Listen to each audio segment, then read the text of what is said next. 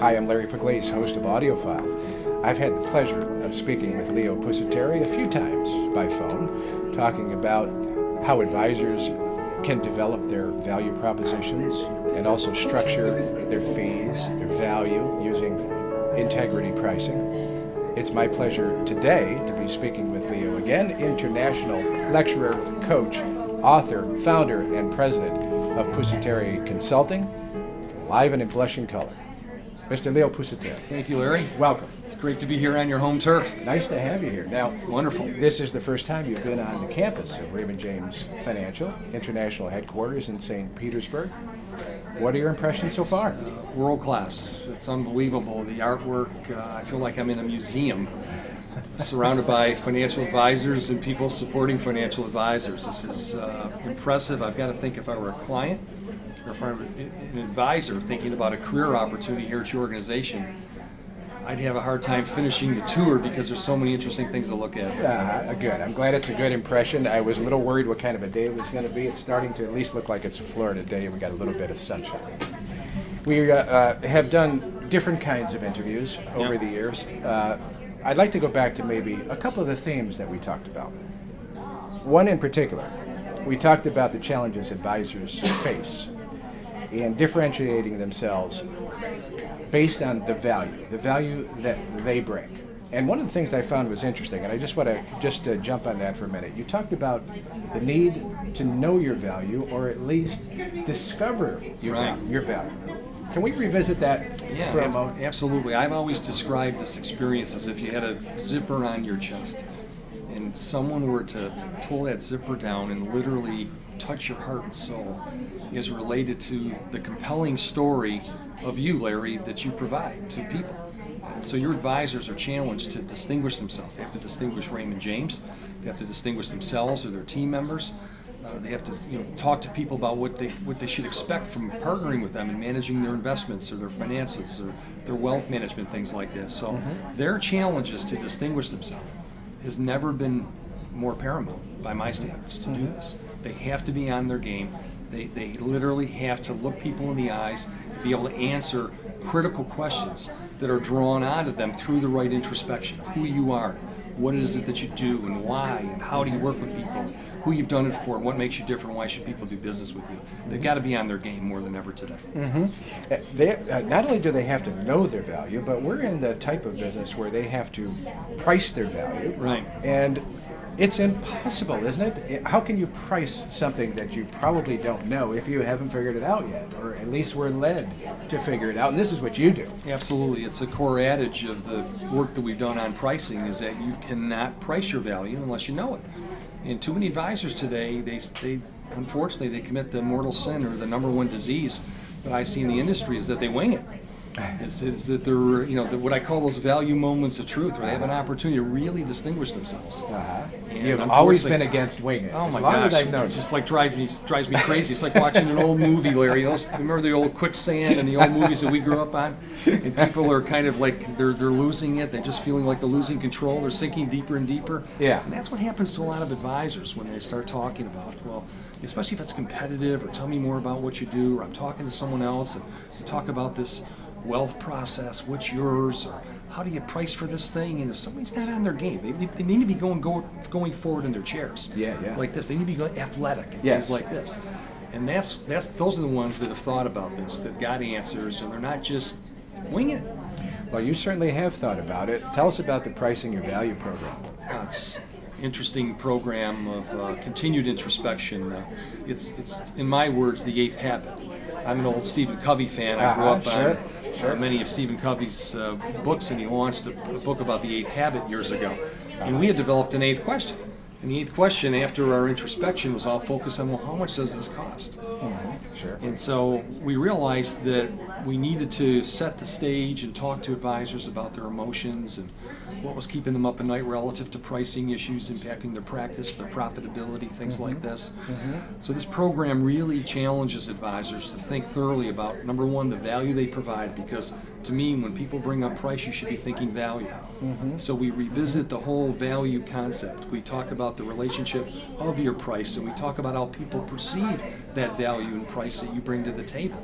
It comes alive in a coaching experience that can be done literally multi-month to help advisors to start looking at key clients and starting to go after clients one at a time, sometimes recorrecting legacy clients that have been underpriced, and giving them the ammunition to talk about discounting and exceptions and when they're higher priced and transitioning, and a lot of interesting things that come out of the experience.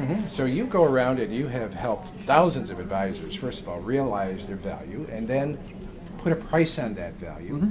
And then eventually you have to do what we call sell that Absolutely. value. So tell me the thinking there. Well, selling is just the next logical step. You've got to know your value. If you don't know it, you can't price it. If you can't price your value, I mean, how the heck are you going to be able to sell your value?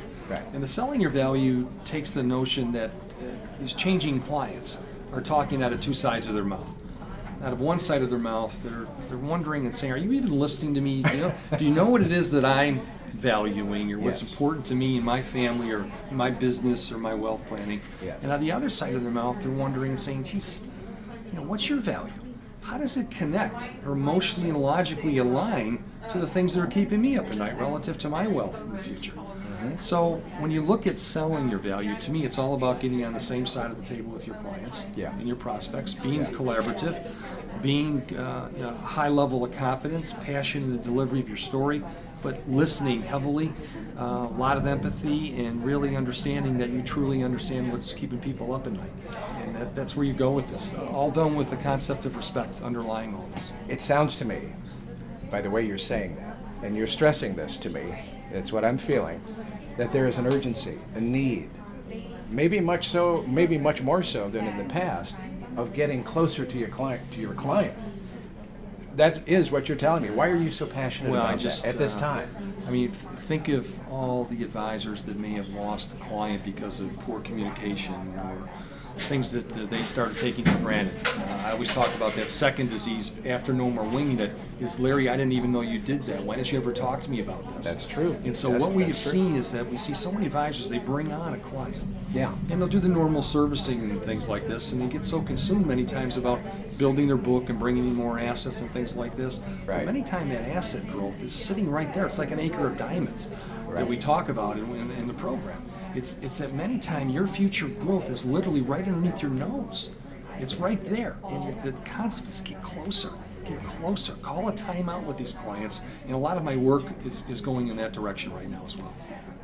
So it's very important that you know your client. I'll bet somewhere in that program is, do you know how they feel about you? I would think that's important. Well, it's critical. It's the second time out. The four It's timeouts. the second time out. The first one is, how well do I really know these clients of mine? The Makes second sense. one is, do I really know how they feel about me? So how can you do that without calling a timeout? Yes. Whether you do it by phone, but preferably face to face, so you can look somebody in the eyes and get a sense of how they really feel about you. And that's where we've developed a model of 7 critical questions. Timeout, what you need to do to keep and grow your most valued clients, which I'll talk to you about as our time permits. The third time out is all about, do you really know what they value? Have you really listened to them? Do you really understand this? And we've created a model of questioning built around value, of validating the big picture, assessing the gap, learning the issues, understanding the impact, that can help an advisor to get on the same side of the table, understand what's coming out of the client's mouths, start to be more strategic, conversational, respectful in their approach of getting closer to these people, and start aligning your value back to what you're hearing in a proper way. And then the fourth time out is, how do you create lifetime relationships? How do you build experiences that clients talk about, where you create a presence in your absence, you create reputational value, so when they're talking to an accountant or an attorney or center of influence about you, you become memorable, and you've done it by creating scenarios that literally people talk about for the rest of their life. Leo, you got all these things going. Plus you got a new book. You still have to give me the 7 questions. But before you do that, let me also bring to our viewers' attentions, this was Leo's first book. And you can see by the title, Mirror, Mirror on the Wall, Am I the Most Valued of Them All? This is still in print. I would highly encourage you to take a look at this. Tell me about the 7 questions.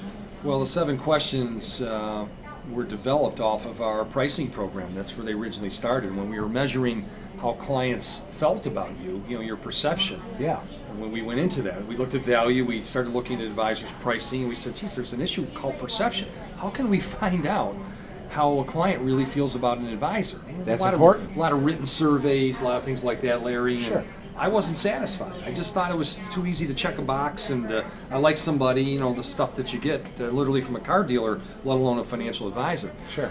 And so I went to work and said that, to me, the best way to do this is face-to-face. It's eyeball to eyeball. And so I started thinking about the questions that would build off of our ladder, of our value ladder, our 7 questions. And we developed a seven set questioning approach here that flows like this. Okay. The first question is Larry, you've been a client of mine for 10 years. Yeah. And I wanted to reach out to you today, as I mentioned to you during my phone call. It might sound something like this. I was interested to ask you these questions. And the first one is this, Larry. 10 years ago, you entrusted the management of your wealth to myself here, my partner here at Raymond James. Sure. What led you to make that decision? That's an excellent What question. led you to make that decision? Excellent question. And so- gets them thinking, and it makes them go back a little bit. Yeah, exactly. And what happens is that it forces the advisor to think about calling this time out, and it's getting you engaged with a client rather than in a selling mode, but more in a servicing mode, and to be a good listener and to find this stuff out. That's why the book is called Time Out, where we're heading with this, what you need to find out in order to keep and grow your most valued clients. That can tell you a lot, Larry, and I've done this with a lot of advisors, and the feedback off of this, it's just like, well, wow, this is really kind of nice of you to call me and to show me that you really do care about a relationship and things like this. I can see that. Here's a second question. How would you describe what it is that we do for you? That's a good one. Now think about this, because we're helping financial advisors to develop their value propositions, challenging them and asking them, are they unique? We're brainstorming, we're doing all this introspection, pulling words out and things like this, coming up with these propositions based on all this analysis in our coaching. Who better to find out how people talk about you than your clients? Makes perfect And sense. put it in the client lexicon. And what happens is that we're finding clients are saying, geez, that's an interesting question. That's a tough one. Or let me tell you something, advisors are coming back from these interviews and saying, I never realized they described me using these words. I said, well, if they're describing you using words that you never even realized before, well, maybe those should be the words that become part of your value proposition or part of your compelling story of value differentiation. Third question. Larry, what do you value the most about our work? That's a thinker. Well, that's a thinker. And clients have said to advisors that we've coached on this, that's even a tougher question. Sure. That also relates to your story and process of differentiation. What do you Sure. value the most about our work? Well, I value the most you're accountable. You put a plan together for me. Or you put my wife or my husband or my significant other or my kids in the room with me. There are things that you probably have taken for granted that the clients are going to tell you what was really emotionally important to them. Ask the question, right? Very good. You love the first book title. to this. Very good. The original book title was Ask These Questions and Then Shut Up. and a lot of clients responded like you. My wife said, we got 4 kids. We don't use the word shut up in our house. So we took the word out, and I said, honey, there's 170 some books that Google told me with the word in it. But the working title was Time Out, what you need to do to grow and keep and grow your most valued clients. The fourth question takes value to the next level. Is that how would you describe the real value that we provided? That's an important See, that's word. an impact question. That's an impact question. It's getting to not just what they value about you. And people say, what do you mean by that? I say, well, if you think back 10 years from where we started with your portfolio, or with your financial plan or your wealth plan or whatever, here's where we are now. How would you categorize this in terms of how we've made a difference in your life or in your planning or in your wealth accumulation, protection, things like this? The fifth question is all about sensitivity. Is sensitivity from the perspective of Larry? Let's say we haven't talked in the last 6 months.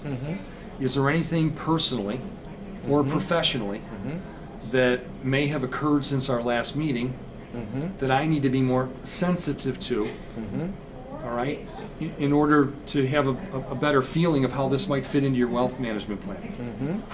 Certainly, like I life mentioned changes, to you, et life cetera. changes and things Sure. like this. I've experienced this with parents and a brother and things where I've lost members of my family. I've lived in nursing homes and been called to emergency centers the last few years. I mean, someone asked me that question.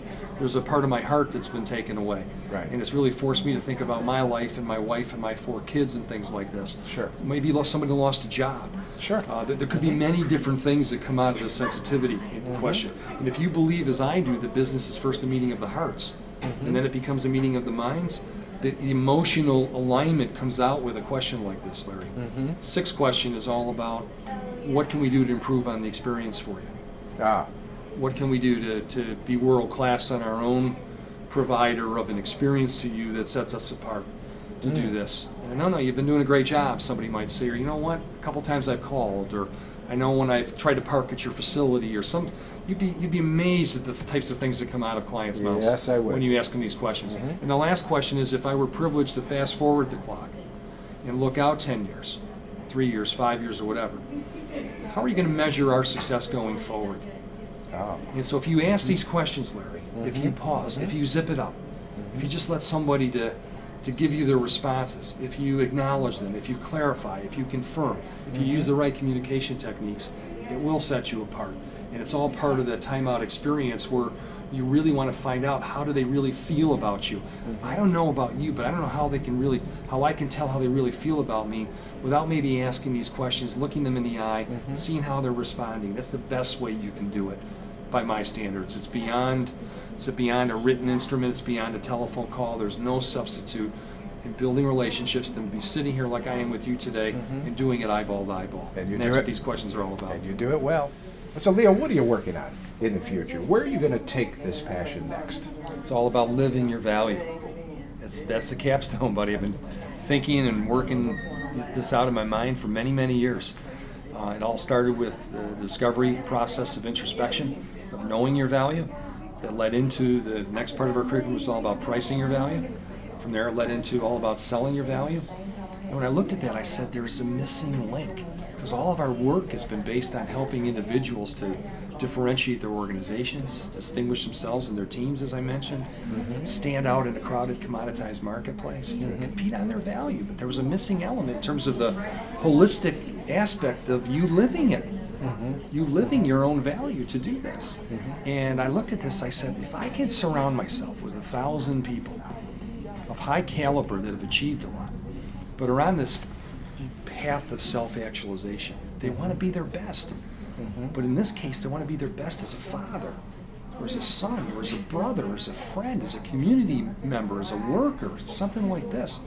So when I looked at my early introspection of who are you and what do, I looked at it from the components of your life, and to have richness and bringing your whole life together, Larry. So this is like an MBA in your life, or a doctorate level commitment in your life, where we're going to look at things that are going to focus on gratitude and perspective and living a life of significance, one with no regrets. Put yourself on a path of becoming your personal best and creating your own legacy to do this. And the tagline is all about be your best, live your legacy. I hope you can experience that someday, guys.